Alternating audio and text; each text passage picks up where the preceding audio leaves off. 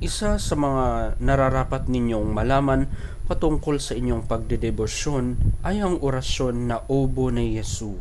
Isang parte po yan ng isang traditional Latin hymn na ginagamit sa simbahang Katoliko. Sa Ingles, ito po ay tinatawag na O Good Jesus, o sa ating wika naman ay O Mabuting Jesus.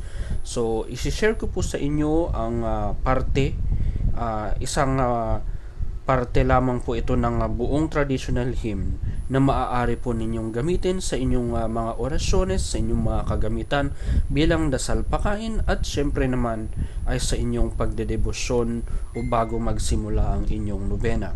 Ito po ang orasyon.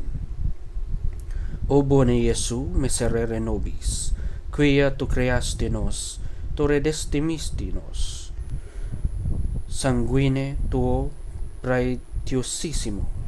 Ayan po.